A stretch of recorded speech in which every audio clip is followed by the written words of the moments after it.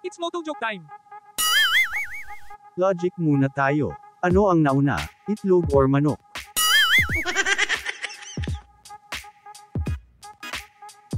It's Moto Joke time! Ano ang opposite ng kaluluwa, di kalulunok?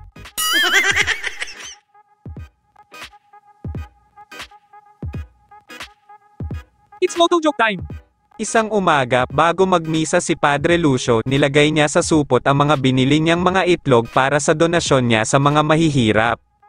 Ngunit sa kanyang pagmamadali nakalimutan niya ang supot sa isang mesa at ng kanyang binalikan ay wala na ito, kaya sa kanyang sermon ay nagtanong siya, "Meron ba sa inyong may itlog?" Lahat ng lalaki sa simbahan ay nagtayuan, hindi ang ibig kong sabihin, may nakakita ba ng itlog? Lahat ng babae sa simbahan ay nagtayuan, hindi ang ibig kong sabihin, may nakakita ba ng itlog ko? Lahat ng madre sa simbahan ay nagtayuan.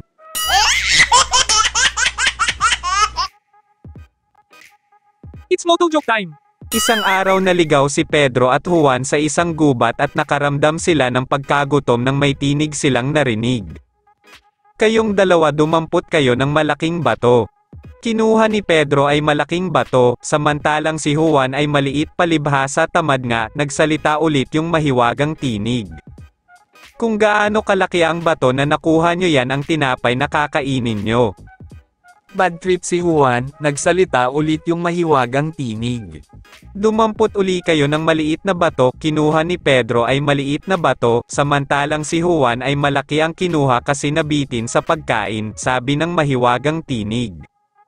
"Ihagis nyo ang batong hawak nyo, kung ano ang layo ng batong hinagis nyo ito ang magiging haba ng buhay nyo." Bad trip na talaga si Juan. Nagutos muli ang mahiwagang tinig. "Kumuha naman kayo ng 2 bato." Kumuha si Pedro ng 2 maliit na bato. Samantalang si Juan ay nag-isip, "Di mo na ako magugulangan." Hihihi. Kumuha si Juan na isang maliit at isang malaking bato. "Ano ka ngayon?" sabi ni Juan. Nagsalita ulit ang mahiwagang tinig. "Kung ano ang sukat ng hawak ninyong bato ay yan din ang magiging sukat ng itlog ninyo."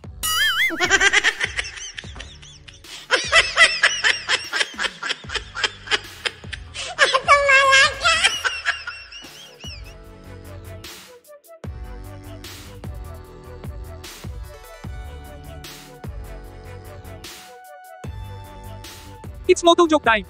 May 3 magkakaibigan na sina Pedro, Juan at Lito na naligaw sa isla ng mga kanibal. Binigyan sila ng 2 kondisyon upang makalaya. Ang unang kondisyon ay maghanap sila ng prutas, dali-daling naghanap ng prutas ang magkakaibigan. Unang dumating si Pedro at may dalang rambutin, at sinabi sa kanya ang ikalawang kondisyon, ang ipasok ang prutas sa kanyang puwet. At ipinasok nga ni Pedro at napangiti at nakalaya na. Pangalawang dumating si Juan na may dalang bayabas, at ipinasok sa kanyang puwet upang makalaya. Ang ikatlong kaibigan na si Lito ay humahanggos ng takbo at tuwang-tuwa sa kanyang nakuhang prutas, ang kanyang dalang prutas ay durian. Oh, no.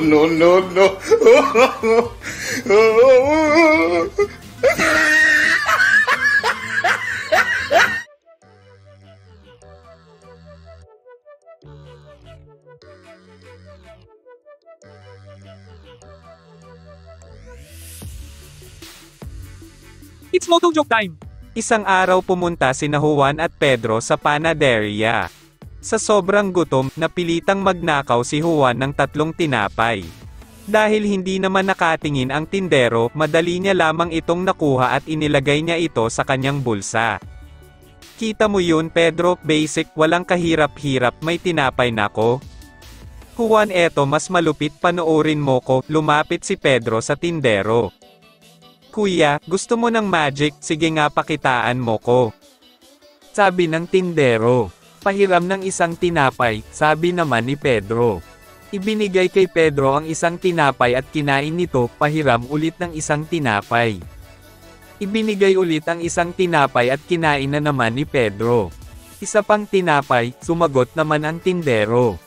"Ha? Isa pa?" Nagtataka na. Ibinigay ulit ang tinapay at kinain na naman ni Pedro, nagtanong na ang tindero. "Asan na yung magic?" Medyo naiinis na, ang sagot naman ni Pedro. Tingnan mo sa bulsa ni Juan.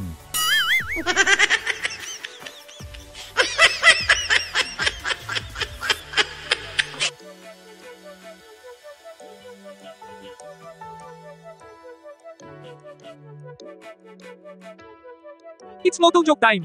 Isang gabi pumasok si Erap sa isang mamahaling restoran sa Amerika. Paglapit niya sa bar ay may nakita siyang dalawang Amerikanong nakaupo na doon. Hindi alam ni Erap kung ano ang tamang gawin sa napakasosyal na lugar kaya hinintay niyang mauna ang dalawang Amerikano. Umorder ang unang Amerikano, Johnny Walker, single, binigyan ng bartender ng inumin ang kano. Sunod naman ang pangalawa, Jack Daniels, single, binigyan din ng bartender. Parang nakuha na ni Erap ang tamang gagawin. Tiningnan niya ang bartender at buong lakas loob na nagsabi, Joseph Estrada, married.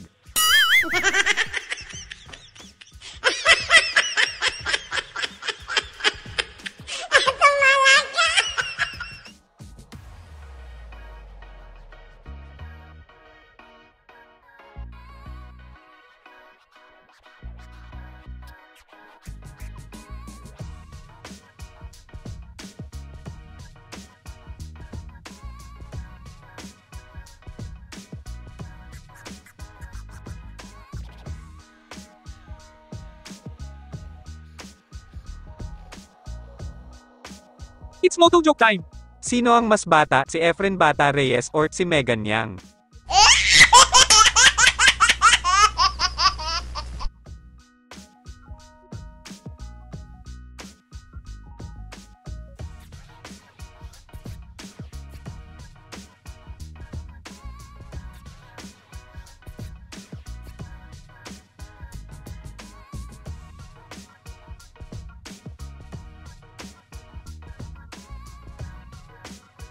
It's Moto Joke time!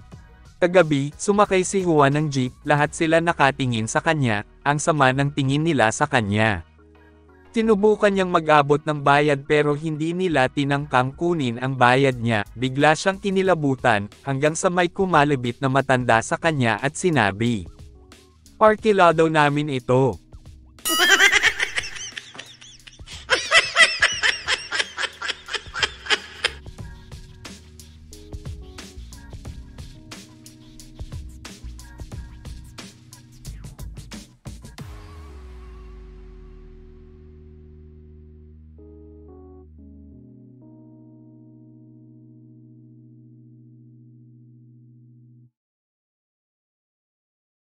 What we do here is go back, back, back, back, back, back, back, back.